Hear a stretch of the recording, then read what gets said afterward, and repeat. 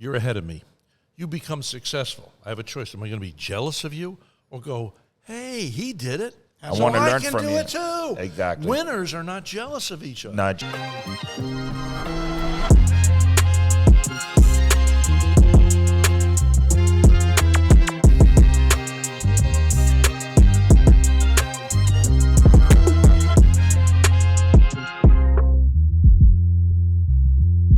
Welcome to Livestream. I'm Dr. Alex Plains, where we teach you how to stream your life with Jeremy Applegate. And today we have a dear friend, one of my favorite people in this area. I mean, I love this guy.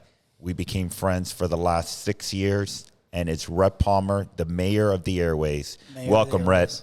Hey, Jeremy. Hey, Dr. Plains. Great to be here with you. Thank you, thank you. I mean, we have built such a great relationship in the last 6 years, and I'm truly blessed to know you. Me too. It's equal. It really is equal.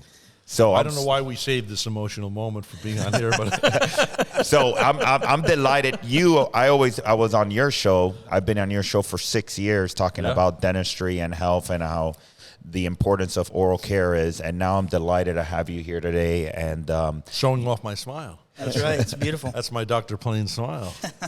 So one of the main questions I've always wondered, and I've always wanted to ask you, if you look back at the 20-year-old Rhett, what do you feel you've done successfully, and how do you feel you've evolved over the last year? And what would you recommend to our listeners that are lost in their motives or what they want to accomplish in their life and their career? Because I know you're a man of many talents and you've tried different ventures. What would you recommend? Well, let's go back further. Let's go back to 9 years of age when I would be upstairs in the attic playing my brother's record player and my uncle's records and pretending that I was on the radio, acting sort of like a Howard Stern, although Howard Stern wasn't even on the radio then. So, but I had this fantasy. And there's a famous doctor, there's Dr. Freud, and then there's another guy around that same time. I can't remember his name right now, but world famous. And he said, if you look at your childhood, you will see your future in it. And if you recall, you were in my studio years ago, and I said, I bet you something happened. Tell the folks what happened when you were 8.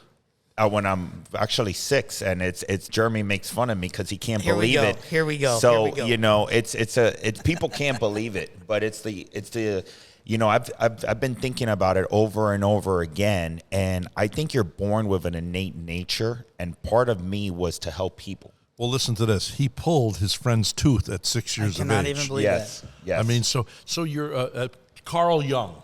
That's the who it is. Carl Jung. All right, Carl Jung. Genius. And he said, if you look at your childhood, you'll see your future. This happens continually. Whitley Phipps, the famous gospel singer, is a personal friend of mine. Well, he travels. He's the one that told Oprah, you're going to be famous one day, I get the feeling. And now they're best of friends, Wow. But anyway, he travels around the world, and, amazing grace, how sweet. I mean, much better than that, I assure you. But he's got this voice. And that crowds go nuts. But he said so every week he's literally in a different country. Wow. I mean, I would not want his job. I'm not going to say that to him, but that's no way to live. But anyway, so he said when he was a little boy, he turned his red wagon over on its side, took the wheel, and pretended that he was flying on a jet from country to country. That's what his life is today. I mean, manifestation kind of deal. Guy's a world famous gospel singer, and that's Whitley. And so see, once again, as Carl Jung said, if you look at your childhood, you'll see your adults. So first of all, I would recommend people look back and say, what was the telltale sign? Search for that. Search for your true self, because nothing is worse in being miserable doing what you're doing. Jeremy and I were talking about that earlier, that people get, of course, first of all, you say, I'm young, I want to make a lot of money, I want to have a house, I want to have a family, I want to have kids, blah, blah, blah. But you got to watch out that you don't get stuck, because a rut is a grave with the ends kicked out. So if you get stuck in the making money thing, go, why am I miserable? Well, you said you wanted to make money so you could be an artist. You forgot about being an artist. And then you're 80 years of age and you're dying. And you're, oh no, I got $100 million, but I forgot to paint. That's true. It's so true. It is true. Yeah. And so getting away from, there's a lot more to life. There's a lot more to life than money. And as you get older, I have many friends that are extremely successful, billionaires, millionaires, and it is great. It's great to have the peace. I have a side of my family, my Jewish side of my family, they have all kinds of money. My niece doesn't have to worry my brother's daughter or her husband or their kids, and you can see it when I go to visit them in St. Pete. They have a peace because they never have to worry about money. I mean, she calls me up during COVID and says, I lost $1 million this week, then I just saw her a few weeks ago. I said, oh, what, that $1 million? Oh, no, I'm doing fine. I got that back in 10 times I got more. that back. So it's like, I don't even ask her what she's worth. But it's a long story. But anyway, so yes, money does buy a certain element of peace. But it can also rob you. Bob Dylan said, help me, I'm helpless like a rich man's son. And if you'll notice, Jacob, his son, he's defending himself in Rolling Stone saying, I didn't get this recording contract because of my father. Jacob, yes, you did. And he knows that. Yep. He's a good talent, but he's not great enough really to have a recording contract. Yeah. I mean, I even bought one of his records, but of course, I'm obsessed with Bob Dylan. So help me, I'm helpless like a rich man's son. It's like I was traveling up to interview the governor of Florida a few years ago, and I was with a friend of mine who was worth $1,500 when he came to town. His wife was a nurse. $1,500, didn't have much money. He created some sort of a device that he sells to municipalities, the police departments. I don't even know what it is. And his first name is Bob. Now he's worth $800 million. Amazing. Okay? So, but he's very humble, very modest. So we're on the plane coming back from my interview with the governor up in Tallahassee, flying back into Vero Beach, and I said, so you're going to leave all this money to your son? And he goes, hell no. And I went, why not? He says, it'll ruin him. Yeah. So I chewed on that. Remember I told you I chew on stuff for a while? I'm a slow guy, but when I get it, I get it. And I said, oh. See, he had to go through the process of earning that, which humbles you. It also makes you more happy and more appreciative. When you eat steak on Friday night, the Bible says a man shall enjoy the fruit of his labor. And you know that. If I said, hey, you're poor in the street and I give you money for a steak, it's nice. You're going to enjoy it. But if you came out and did wash dishes or did something for that, building your own self-esteem and dignity, you're going to feel a whole lot better about that, right, Jeremy? 1,000,000%. Yeah. 1,000,000%. Yeah. 1,000,000%. So anyway, so you said, looking back, I always wanted to be famous when I was younger. I wanted to be musically famous. That was going to be my vehicle. Even Bob Dylan said the music was a vehicle to get in front of people. I like to connect people. I love people. When I was 3, my mother said I would go from door to door. I'd go down to these people, and I'd visit them. And I remember they gave me, brownies. Then I'd stay there for a while. Then I'd go down to the house next to them, and they gave me graham crackers with milk to dip in, And they were chocolate-covered graham crackers, by the way. And so, in other words, I had this proclivity, this love for people. And so I just wanted a conduit to do that. But, I interviewed Garth Brooks, who has a true humility. Okay, and Billy Graham, he had a humility. Yeah. Garth still has a humility. Garth is one of the nicest people. Met him backstage, Opryland. We did our interview there. And I realized he had good parents. I had alcoholism in my family, even though we were wealthy at first, so that wasn't a normal childhood. Garth also was a football player. So if you're on a football team, what do you learn? I don't know if you guys, I'm not really. Yeah, I played football. Well, then you learned. It's like I watch the World Series and go, hey, who's the star? And I go, there is no star, Rhett, because the team is the star. There's no I in team. That's right. And so I think Garth has that humility that he knows he's part of a team. He was so humble and so sweet to me, and there's a number of other things. He handled the fame. I won first place vocalist in Nashville's Music City Song Festival. I had a guy that was going to put up $500,000 for my recording contract. He ended up backing out at the last minute. I left Nashville, came down here 30-something years ago. It's the best thing that ever happened to me. I have a friend who's a counselor. He has 11 children. He said, Rhett, if you'd become famous back then, you would be dead. I don't think you'd be dead. I know you'd be dead. I said, why? Why was that? He said, because you wouldn't have known who your real friends are.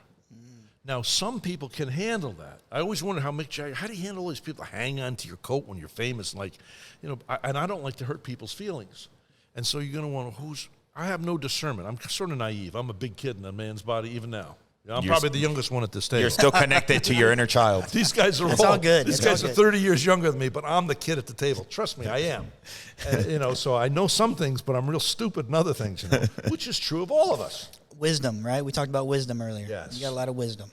I said to Jeremy earlier on, I said, recently I was praying to the Lord for a little more intellect. I see people that are, they're really doing well in certain areas that I wish I'd done better in, And then I said, well, wait a second, Rhett. I said, a lot of miserable people that have a lot of money and have a lot of intellect. I said, I'm going to be like Solomon. Father, I said, I pray for more wisdom. Wisdom. That's what I asked for too. Yeah, because if you have a little and you have wisdom, it's like you can sit down and you can be miserable with steak and lobster, and somebody who's thankful, some little old grandmother who lives in the ghetto, like I used to live in the ghetto, and have a peanut butter and jelly sandwich with thankfulness, you're rich. You're happier. Absolutely. Gratitude. So I don't know where we're going with all this. I know I'm going down a lot of rabbit holes. You're good. I mean, you've elaborated on a lot more than I could ever imagine, but I basically want to know, if you look at the young Rhett, is there any regrets, any decisions that you made poorly, or are you pretty much content with the decisions and the process you went through? No, I am haunted with the fact. No, I do think my father may have had a sin. Remember I told you there was abuse. My father was killed in a car accident the day before my 5th birthday. I never had a father. I regret that I'm not a father.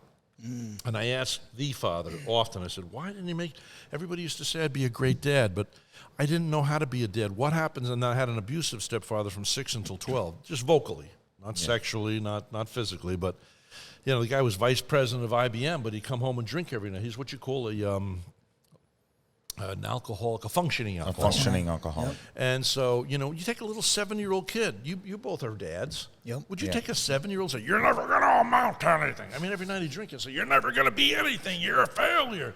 Jesus. And you're sitting there going, you guess I understand am. me. Yes. I know you think I'm an old fart. I'm thinking, I don't even think that. I don't think you're an old fart. I don't know what that means, Yeah. That's just a stupid kid.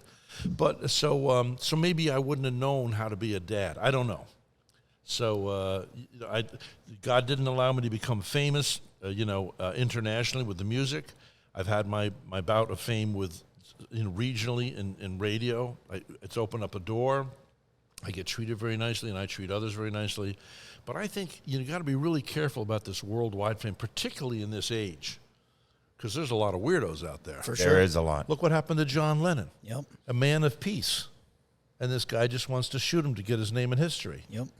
It took him, 2 seconds to rob us of a great. Look at Gandhi, who was a man of peace. They killed him. Look at Martin Luther King, one of the greatest guys I've ever read about, and I even had his niece on my show. I mean, this is the guy who said, "Hate doesn't conquer hate. Yep. Only love conquers it." And they were all killed. All these guys, and of course, then there's Jesus. Why would you kill a guy? He came, he loved people, he healed them. And you're going to kill this guy? You know why? Because they wanted the Pharisees, the religious people that day, wanted the power. We don't want this Messiah to come and rule. We like the way the crowds look at us in our elegant dress. I mean, if you look at the Pharisees, they have beautiful white robes with blue on it.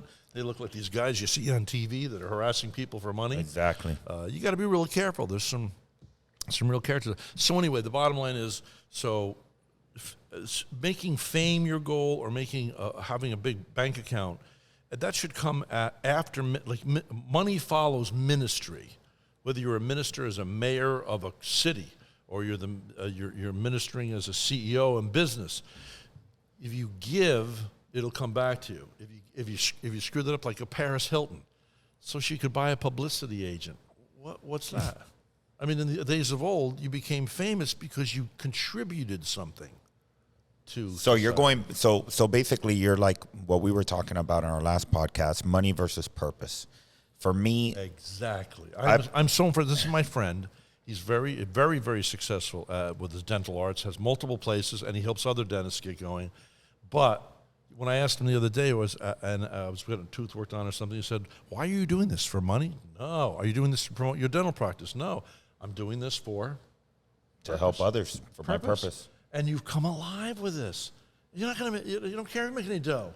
This is all about giving back. And until we find that place where in service of others, it's like dignity. My big thing right now is I'm working on a book on dignity. Now, You're writing a book? Yeah. Right. Nice. Now, the reason is because I've been spending summers up in Vermont. Now, in Vermont, it's the law of you step off the curb, you stop your car, okay? Okay. So pedestrians have priority. Oh, okay. So I've always been, it's all about me. It's about me, Rhett. Rhett's got to go here. Rhett's late to see his dentist. Rhett's late to go to this. I'm going, hey, step aside. I'm important. I'm important. Oh, I don't want to forget to say this about Mike Tyson. I interviewed Mike Tyson, by the way, and we got together. And anyway, he said, do you ever get angry? He says, this is so wise. He says, only when I think I'm important. Wow. But I don't when I don't think I'm important. The other day, I didn't join the yacht club. I joined the car wash club. And you get, they have a special entrance if you you can go as many times as you want. You felt important, didn't you? So well, what happened is this lady went, instead of the other line, she goes in the members line. So she's trying to get her credit card. I said, what are you doing in my lane? I'm a member. I got privileges here. So anyway, finally she pays. She goes in, and I'm going, I said, I caught you, Rhett. This is Rhett talking to Rhett. Yeah. You think you're important because you got a membership here. That's your inner voice? You're not more important than that lady. Oh, see, I thought I was important. So then from Mike Tyson. Now, I jumped down that rabbit hole. Where were we going when I jumped into Mike Tyson? We were talking about purpose, money, anger. I don't know. I said that for some reason. Yeah. Yeah. I think you were talking about the fact that if your ego is in the way, that can be your huge fallout. Yeah. Because if you're really dignity. We're talking about dignity. Dignity. Okay. So I'm up in Vermont, and it's I, me, mine. I'm always first. I'm first. Now a little old lady steps off the curve. You stop, Rhett. She's first. And then comes another old guy. Then comes a kid. And then comes a lady with a baby in the carriage. You know, now I even practice at Publix. Even when I could wait. I see another lady yesterday. She was coming along, and I waited extra long for her. She was like, oh, you make them feel. So what I've learned is, so when I dignify others, I instantly dignify. Have you ever held the door open? Of course. Yes. Even for a guy. Of course. And it says, well, you're a gentleman and a scholar. Oh, thank you very much. I'm excited about that. Well, the moment you give somebody else dignity, you dignify yourself. Now, a few years ago, there was a lady outside my radio studio, and she walked by me, miserable. I thought, why didn't she smile and say hi? You know why? Because she doesn't have any dignity of self. So I want everybody to realize everybody wants power. I want to be powerful because I want to be a famous politician. I want to be a musician. I want to be rich, famous. I want power, power, power. I want to if you're dirt poor, if you're homeless, you have the equal amount of power that a billionaire has. You have the power to smile at somebody today. Yes, sir. That's so true. And say, you're part, like I learned years ago to smile at old people because you may be the only voice that validates an older person walking down the street. They may feel all isolated. They're no longer contributing to society. Depression is the number one malady to strike elderly people, right? So you go, hi, how are you? Nice to see you. What's your name, I did that last night. I was, I'm going to lose my reward here, but there was a homeless guy with the thing about 11 o'clock at night, 10 o'clock at night, and he's got the case, and he's picking up bottles out of garbage cans. So I don't like to see somebody out of garbage cans. So I got out of my car. I'm waiting for Barbara to come out of the Publix, and I go over to him. Now, he could have yelled at me. You never know. I said, hi, how are you? Oh, he's very nice, I said, what are you doing? You're going to trade in all those cans and stuff, And he said, yeah, I try to do that, It says, I'm homeless, and so I'm trying to make a little money. I said, oh. So anyway, I said, where are you? He says, down on Oslo or something. I said, how are you going to get way down there tonight? I said, I'm going to walk the whole thing. So anyway, what's your name? And what's your name? And so I said, well, okay, I got to go. And I gave him something. But see, I lost my reward. But anyway, so he says, have a good night, Mr. Rhett. And I said, you have a good night, Mr. Robert, which immediately gave right back to him. He is of equal import as I am. Though I may have a fancy car right now and he may have that basket.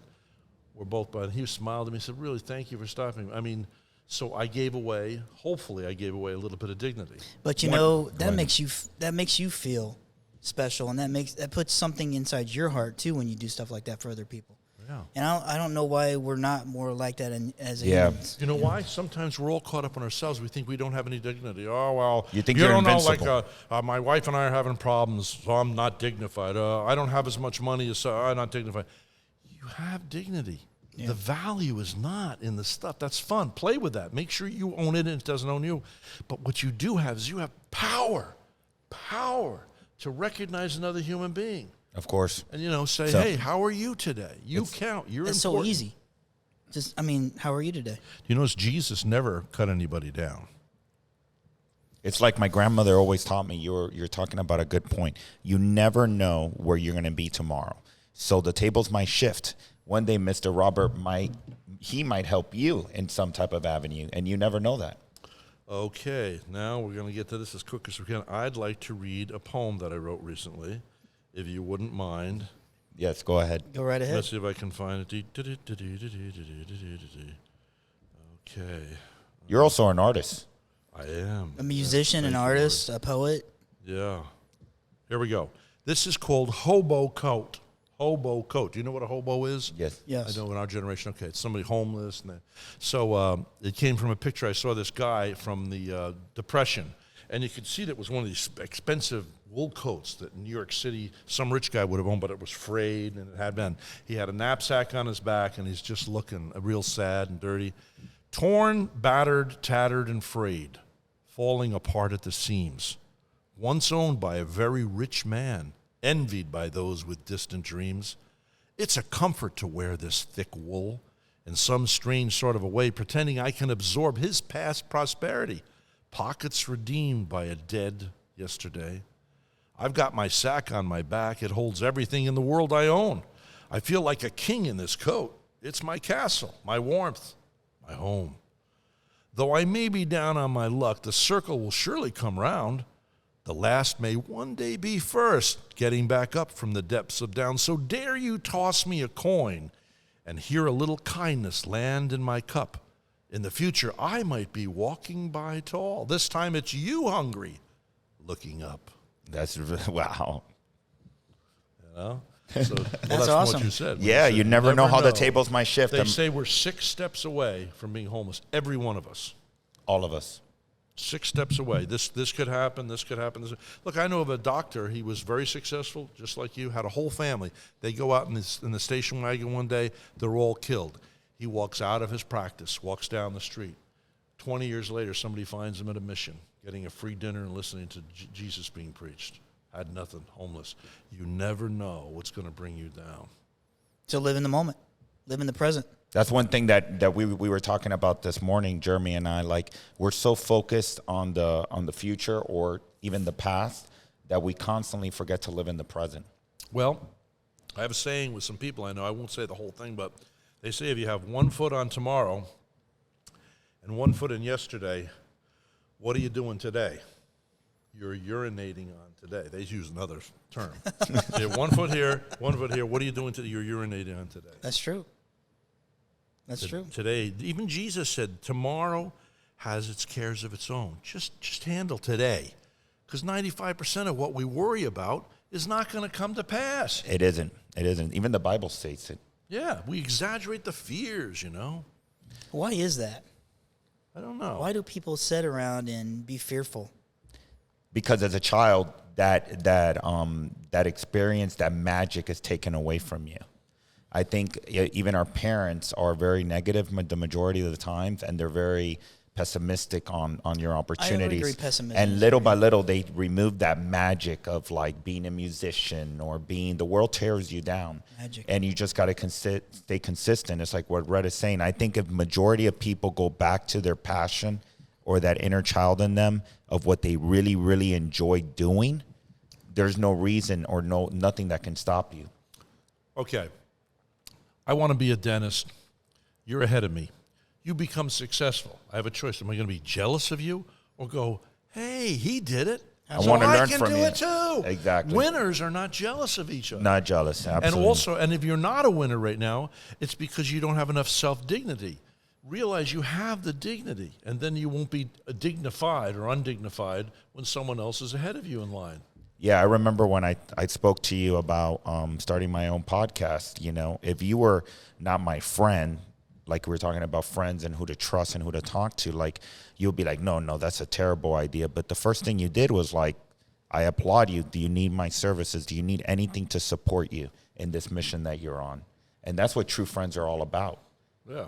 The only thing is now you're going to be world famous, and I'm going to be back here going, hey, Doc, can I sweep the floors for you, please?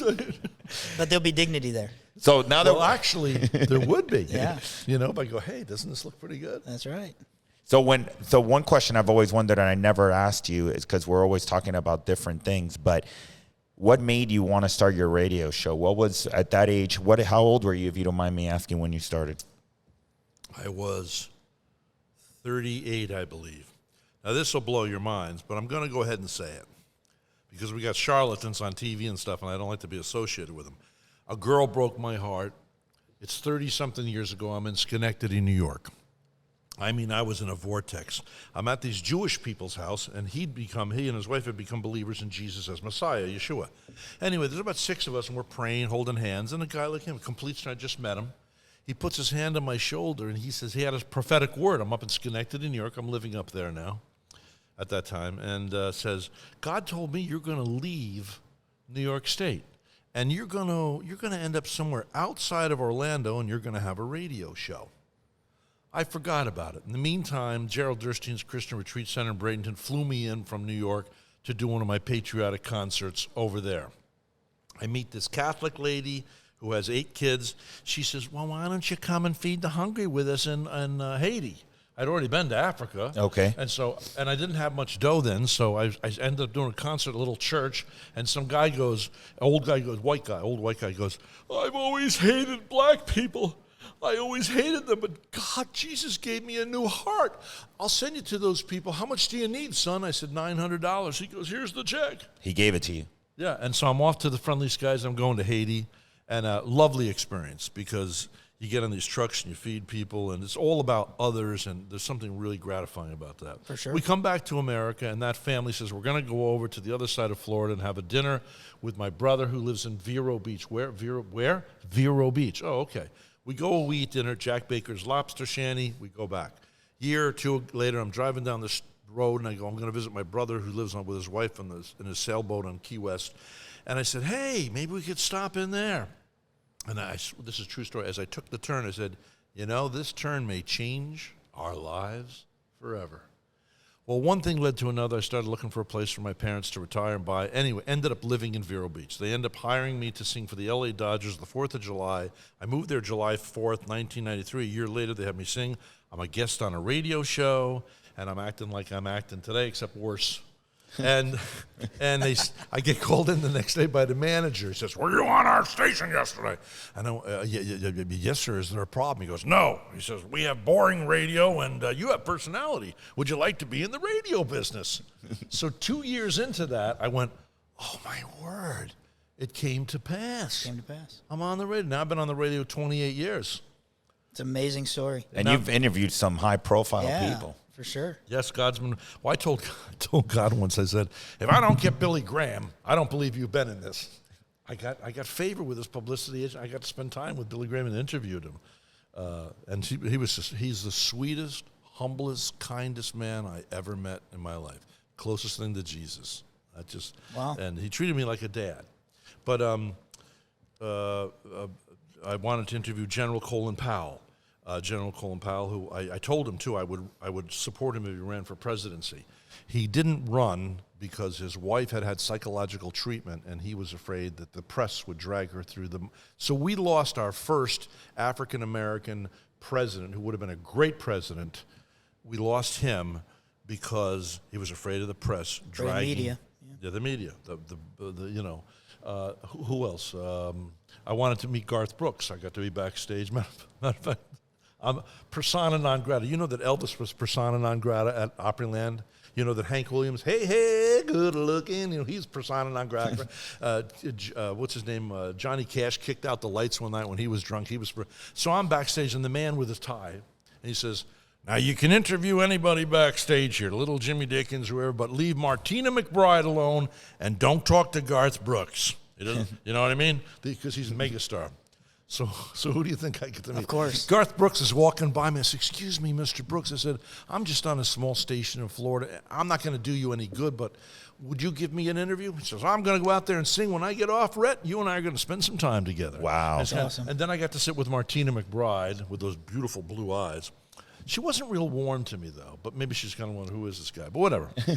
So later on, the manager's there. Now, I told you I'm a big kid, right? Yeah. I'm the biggest kid in the room.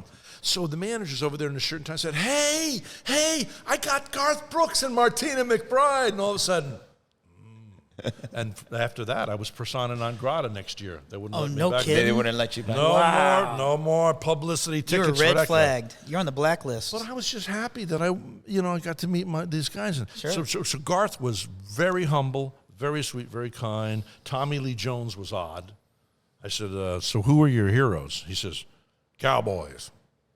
You want to give me some more words? And I said, do you like fame and do you find it overwhelming? And he says, I don't like fame, but I don't find it overwhelming.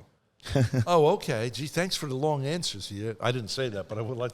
I'm filling up. This is Tommy Lee Jones. 7 minutes later, you're like, okay. Oh my this God! It's episode's like, over. it's But like who else have you interviewed? You've interviewed some really cool people. Mike Tyson, yeah. Mike Tyson. I really enjoyed Mike Tyson. He treated me like a sweetheart. I actually prayed to God. And I said, Mike Tyson's a trainee. He's rented a house on the beach in Vero. And I said, I'd really like to meet him. And I said, Father, I don't have to get an interview with him. Because we're from the same territory up in upstate New York in Catskill. That's where we lived. And I said, I just want to meet him and let him know somebody cares about him who doesn't want something from him.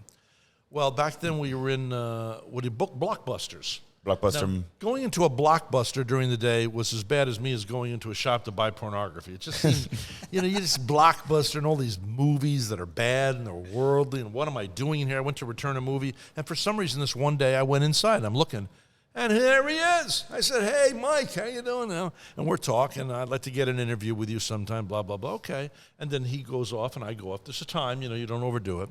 And about 10 more minutes go by. And then I said, Mike, if the fame ever becomes overwhelming, just do what Billy Graham does. It's like he holds up a mirror and he deflects the fame that's meant for God back up to God and gets it off his shoulders. Well, however I said it, God gave me wisdom. He goes, I like that. I'm giving you an interview. And he says, my manager's going to call you this afternoon. That's the day. He had me over there for 2 hours to his house. Okay. We had a great time together. I'm telling you what he said recently. He said, the guy said, do you get angry? He said, only when I think I'm important. Wow. You hear that, guys? All of us need to know none of us are more important than the next guy. And actually, when I'm in the midst of this room, we've got two people here, I'm here to serve you guys first. And you're here to serve, the rest of us. And if we all just serve each other, instead of being on the take, on the give, life's a lot more fun when you're on the give. Amen. That's so true. It's a blast to help people. Amen. So thank you, Rhett, for your time today. It's been a pleasure. I've had a great time. I'm sorry I'm so shy and don't talk much. Yeah, no, you're really a difficult guest today. I was painfully shy till I was 20. Me too. Oh, you Me too. Me too. I didn't start opening up till I started working in sales.